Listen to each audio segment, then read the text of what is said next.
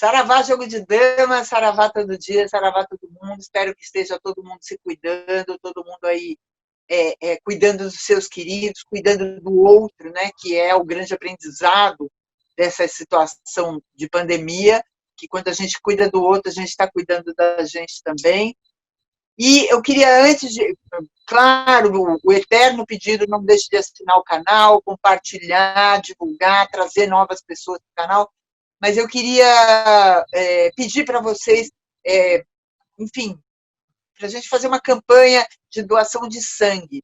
Os bancos de sangue, nesse momento de pandemia, estão super necessitados, e não tenham medo, eles estão preparados para terem os cuidados necessários para não infectar ninguém, e é muito necessário, não sei até onde chega esse programa, mas até onde chegar, que todos os bancos de sangue do Brasil estão, assim, na situação das UTIs, assim, com a carga máxima das UTIs e o inverso proporcional do banco de sangue, que está com estoques mínimos, e a gente sabe que nesse momento é super necessário.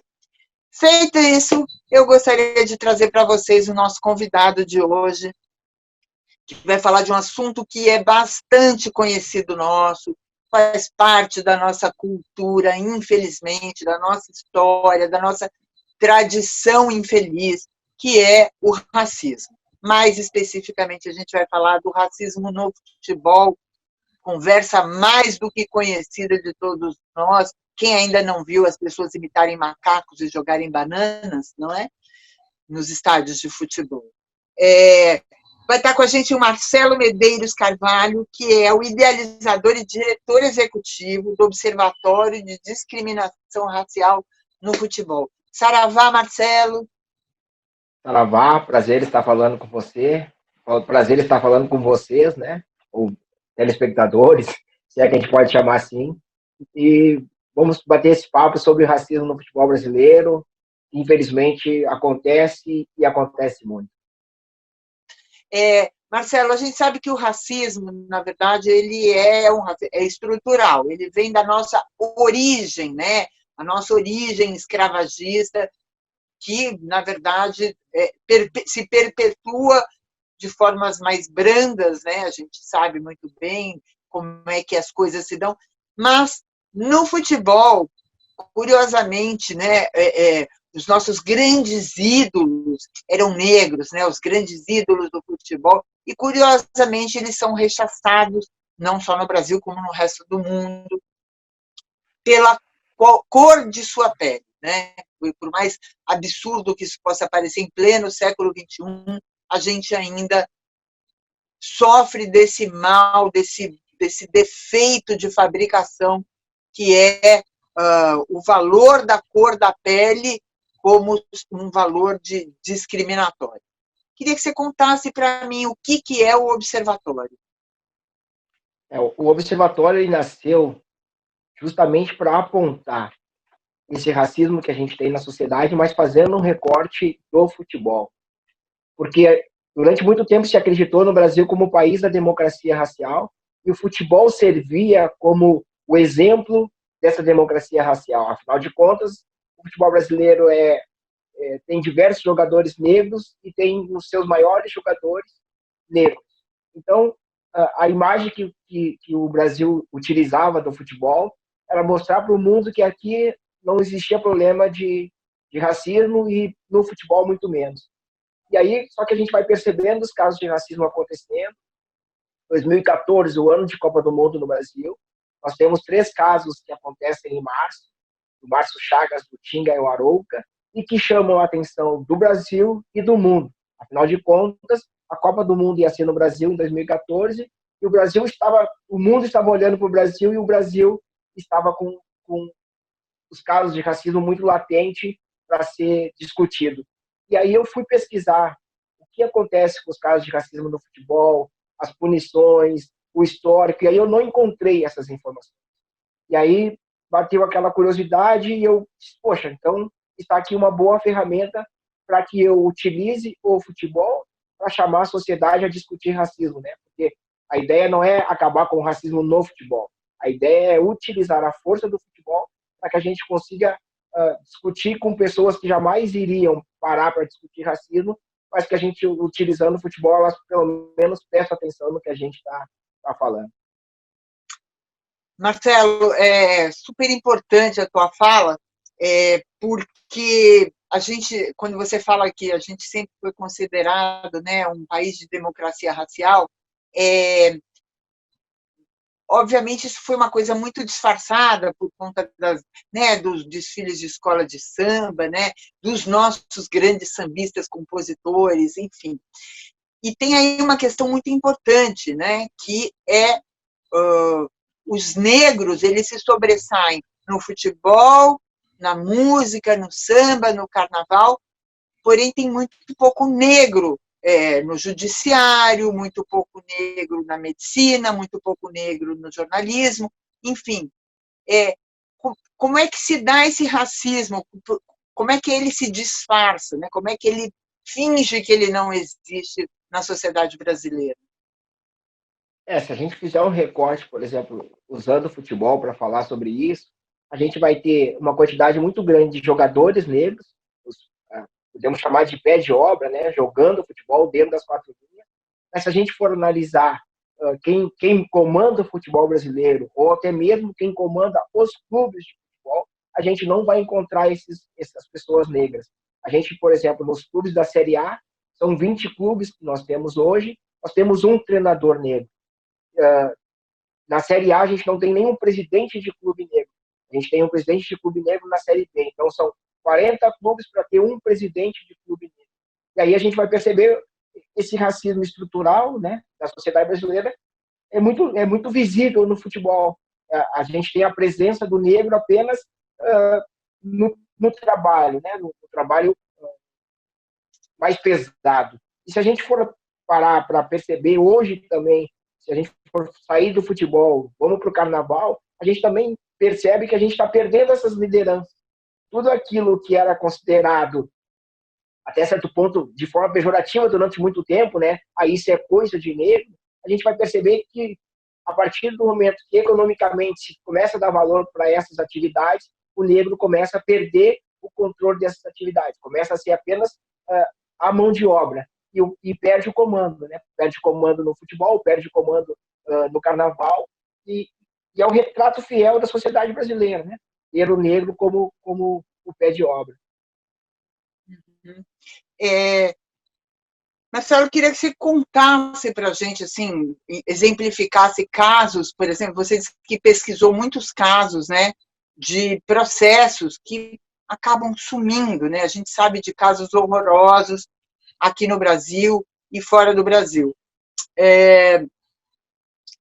O que acontece? Por que esses casos somem? E a pergunta atrelada a essa que eu queria fazer é: por que os próprios jogadores não trabalham em prol disso? Por que eles fingem que também isso não existe, embora eles sintam na pele, obviamente, né?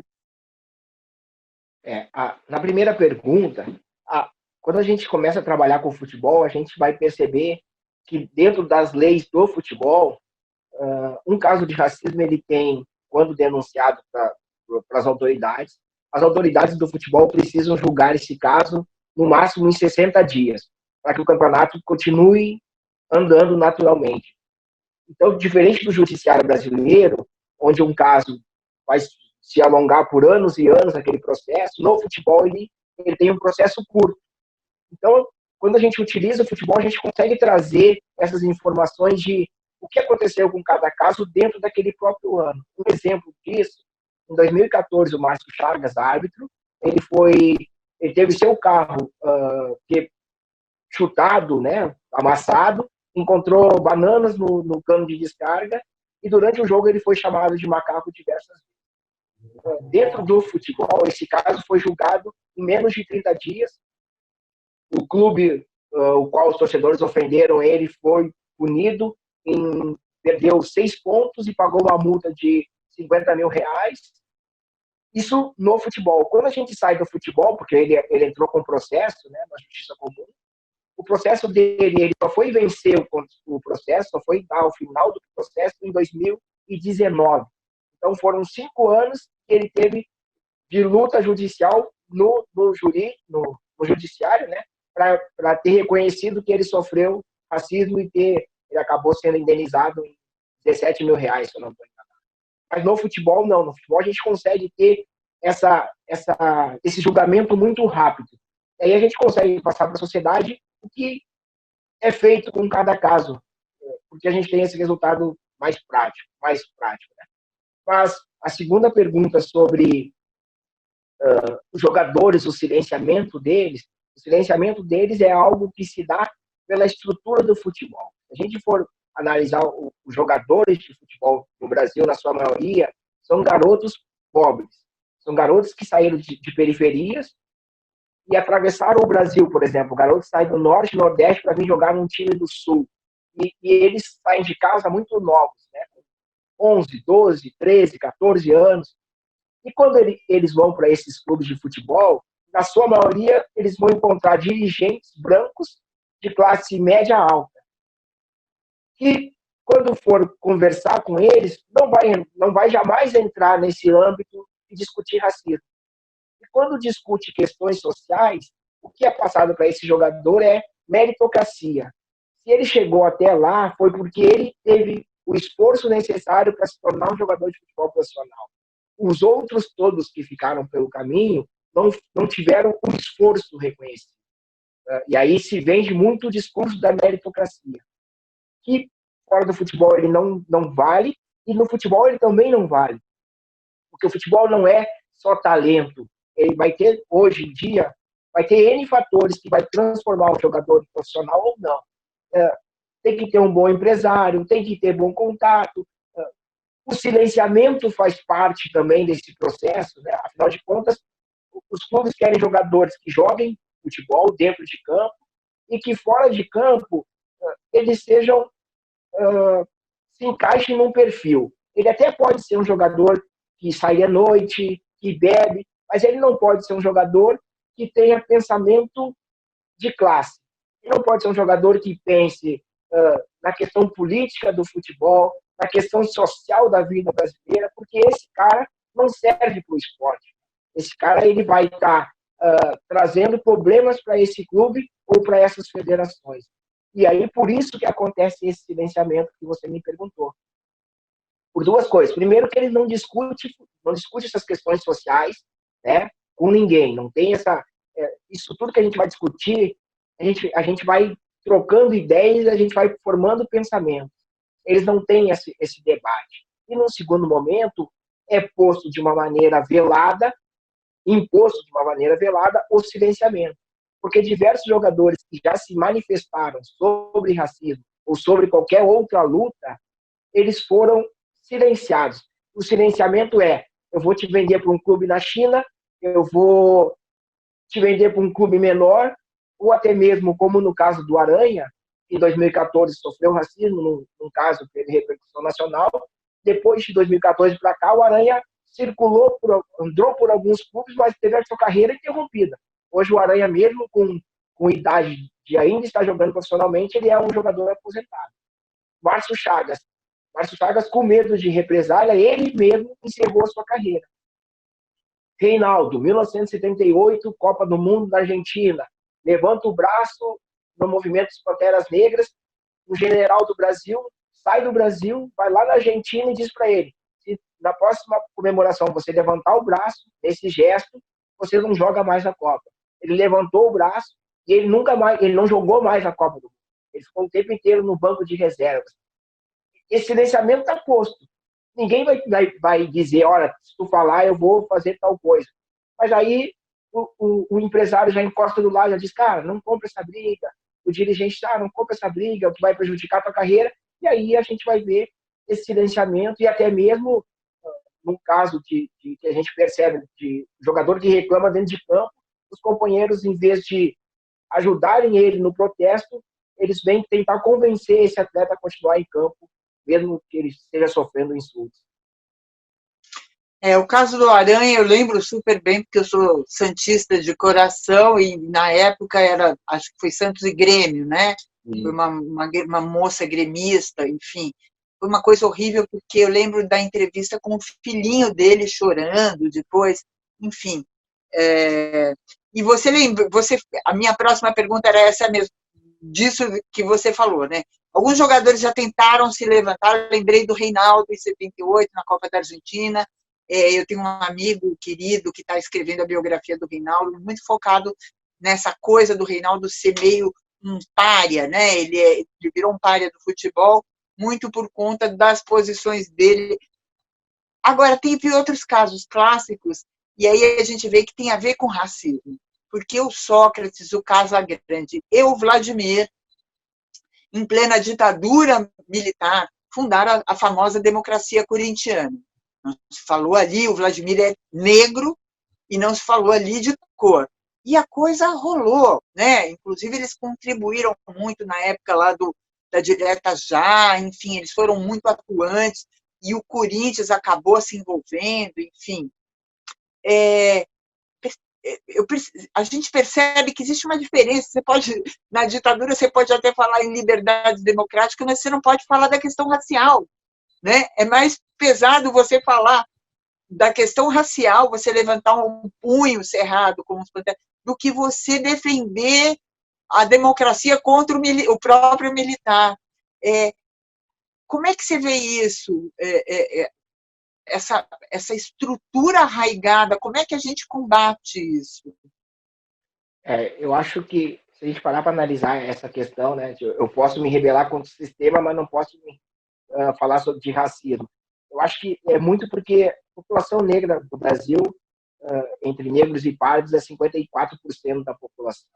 Então, você imagina essa máquina se alimentando de informação e se rebelando contra o sistema. É muita gente.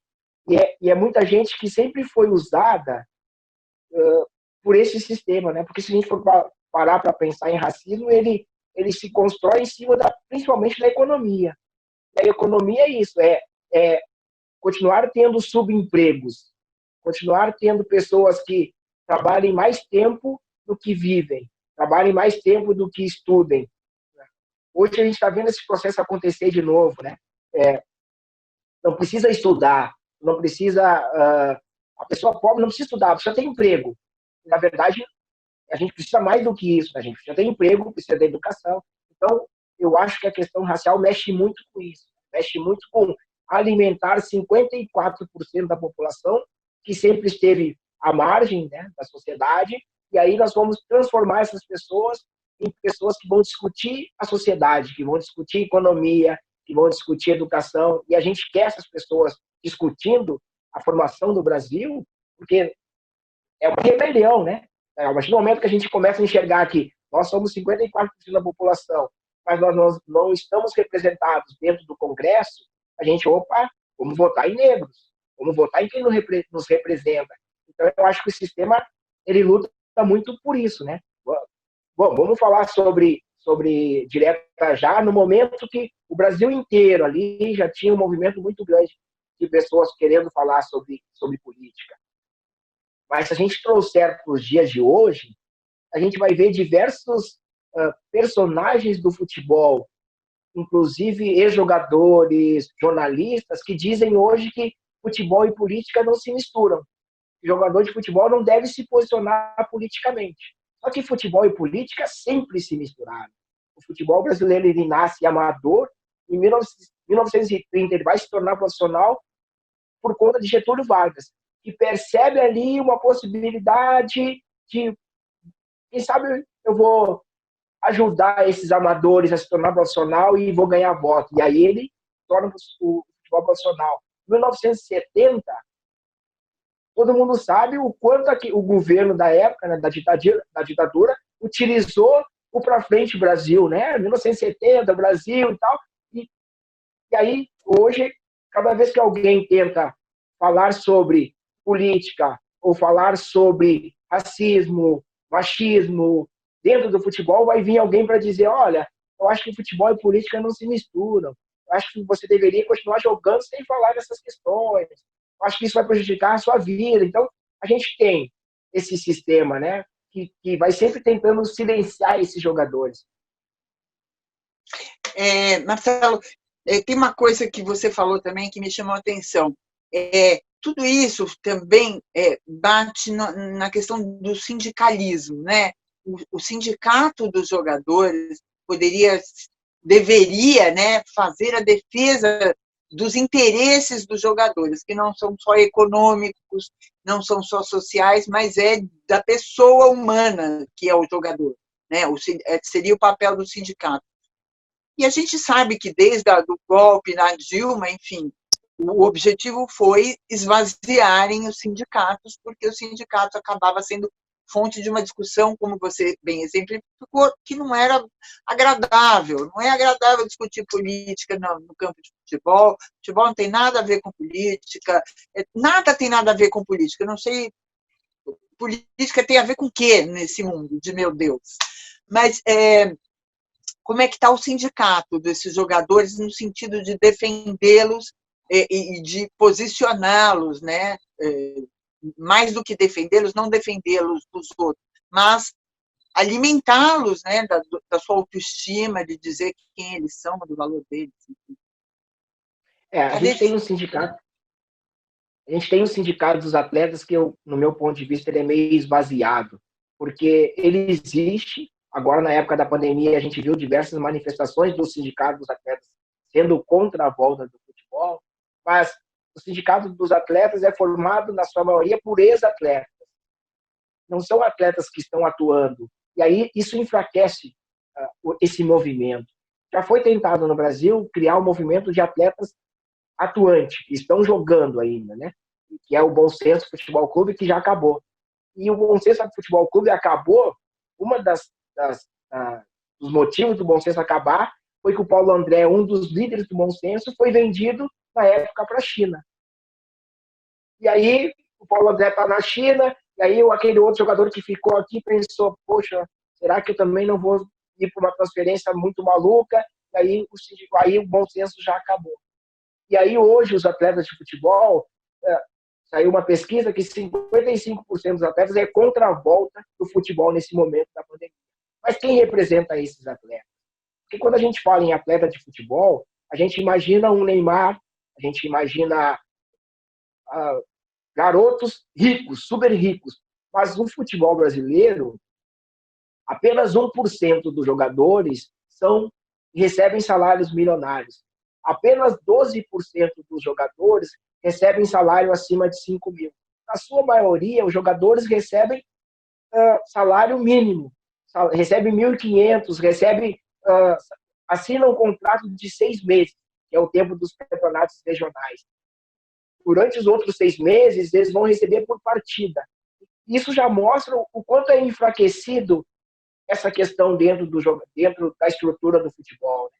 Porque, de novo, os donos do clube, os presidentes do clube, não querem que esses jogadores se organizem. Porque a partir do momento que esses jogadores se organizarem, eles vão ter problema.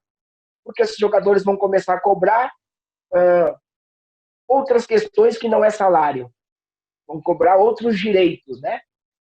E aí esses clubes vão estar a perigo nessa estrutura toda. Então, voltando, né? O que o dirigente de futebol faz de novo, vamos falar da meritocracia. Vamos falar que só chega quem luta, só chega quem se dedica, para a gente alimentar essa guerra que existe de jogador de futebol, né? Porque daí vai falar de egos. São meninos ou homens com salário muito alto que vão disputar. É um funil, né? Porque a gente tem 1.000 garotos que começam com 12 anos nas escolinhas e o funil vai para chegar um profissional. A cada 1.000 garotos, um chega ao profissional. Os outros 900 ficam pelo caminho e muitas vezes eles não estudaram, eles não fizeram nada para ter uma vida longe do futebol. E aí a gente, de novo, vai ter pessoas no subemprego porque não tem nenhuma qualificação. Esse exemplo que você deu é muito bom, porque essa semana eu assisti uma entrevista, eu adoro futebol e eu gosto às vezes de assistir mesa redonda, porque estou fazendo almoço e meu filho está ouvindo e eu fico ouvindo. e era uma entrevista com o presidente do Flamengo, falando exatamente disso. O jornalista perguntou para ele assim, mas por que voltar agora, né? Porque o presidente do Flamengo defende que, enfim, que eles estão perdendo, que os jogadores estão parados, estão perdendo a forma física, tarará, e que ele defende já a volta já dos campeonatos e que ele gostaria que ele está trabalhando fortemente para o Flamengo já voltar a treinar. E por que ele fez isso? E a resposta dele, eu quase caí, eu estava na cozinha, eu quase assim, mas por que não voltar? A pergunta está errada, é por que não voltar? Eu fiquei chocada. É um homem estudado, é um homem inteligente, é um homem de direita, de esquerda, não importa, mas é um homem estudado para fazer uma pergunta dessa diante, né, de uma tragédia de 25 mil mortos, quase, a gente já soma, enfim. Ele fez essa pergunta, né? E eu lembrei da questão lá do ninho do urubu, da tragédia do ninho do urubu, que na maioria eram meninos pobres, eram meninos que não eram do Rio de Janeiro, eram meninos negros, e que as famílias ficaram, né? Obviamente, alguns fazem acordo, porque é o que resta, é isso que você está falando. Eles ficam acuados, né, Marcelo? E se a gente pegar essa pergunta do presidente do Flamengo, né, por que não voltar, a gente vai de novo misturar futebol e política. Porque a volta do futebol ela vai ser utilizada nesse momento, porque se o futebol voltar, todas as outras atividades vão dizer, pô, mas se o futebol voltou, por que nós não vamos voltar? E a outra questão ainda é na mentalidade desses dirigentes o pão e o circo. Né? Bom, se a gente não consegue, se o governo não consegue dar para essa sociedade que está à margem um auxílio emergencial por mais tempo, um valor maior, abrangendo mais gente, nós vamos dar o circo. A gente não consegue dar o pão, a gente vai dar o circo. E a gente ouviu o presidente da República dizendo, não, porque daí se o futebol voltar, as pessoas vão ficar em casa vendo o jogo, não vão querer ir para a rua.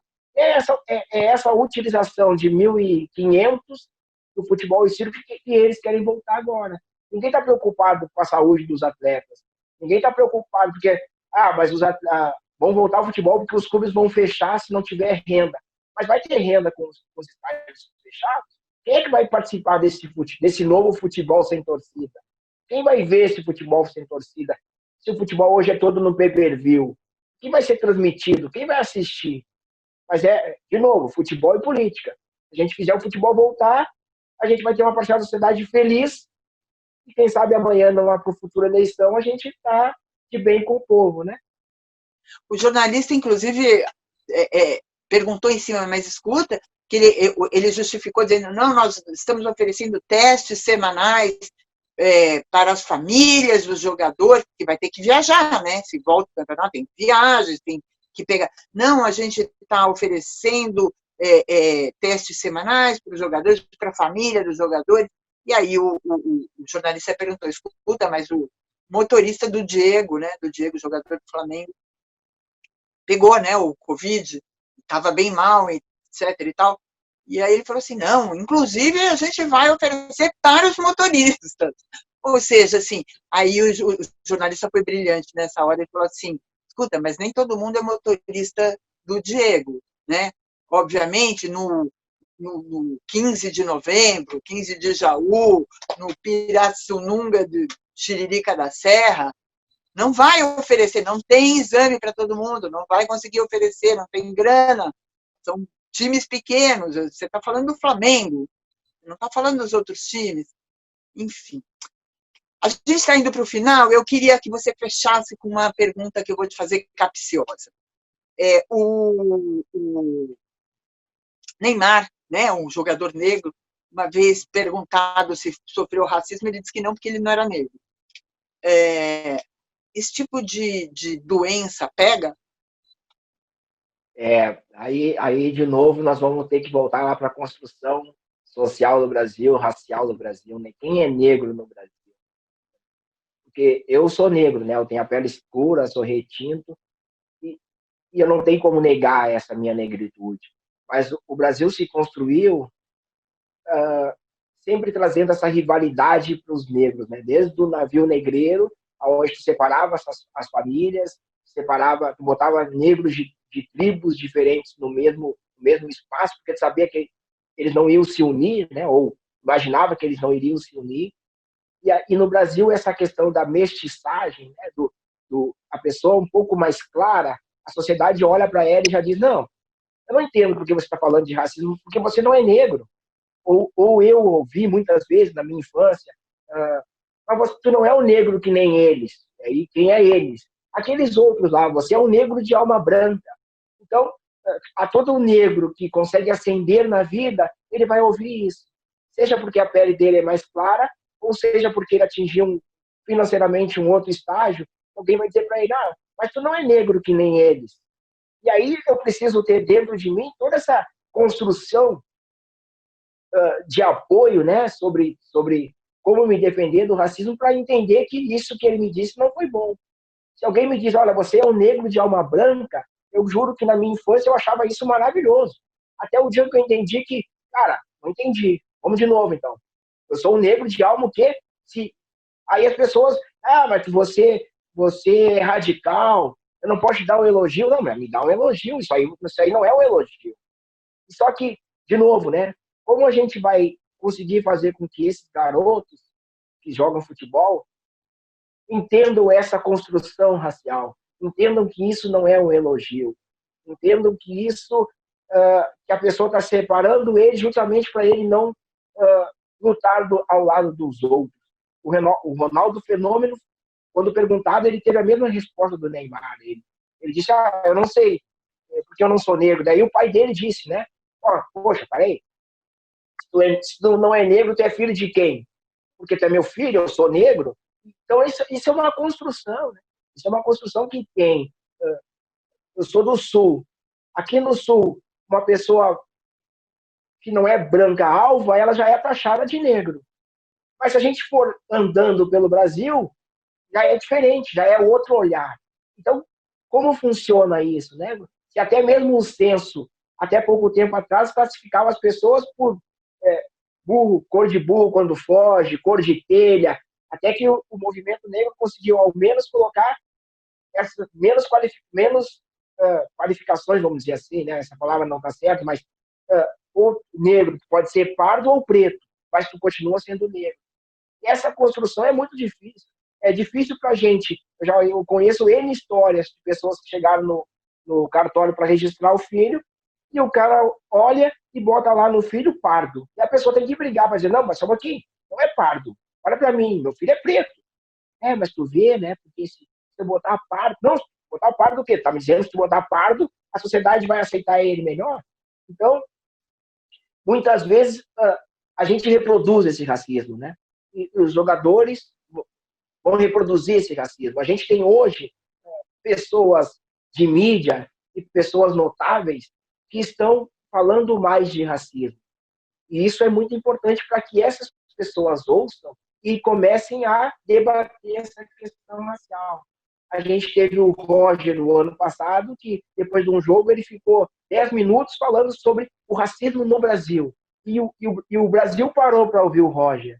A gente precisa que mais negros falem e que aquele negro não seja o único, para que ele não seja silenciado amanhã. Esse é o Jogo de Damas JDD. A gente entrevistou o Marcelo Medeiros de Carvalho, que é diretor executivo e idealizador do Observatório de Discriminação Racial no Futebol. Marcelo, saravá, muito obrigado. Volte sempre, as portas estão abertas. Adorei a nossa conversa. Não deixe de assinar o Jogo de Damas JDD aqui no YouTube. Doem sangue, gente. Doem sangue. Vá procurar no seu estado, na sua cidade. Doem sangue, porque a gente está vivendo uma pandemia e o racismo não é uma pandemia. A gente pode ter cura. Vamos atrás da cura. Saravá. Saravá, obrigado pelo espaço e que a gente consiga cada vez mais ampliar esse espaço, porque o racismo ele acontece aonde tem disputa de poder, ele acontece. Então a gente precisa discutir o racismo em todos os lugares. Saravá, muito obrigado pela conversa. meu cantar. É um apelo que eu faço a Nanaê.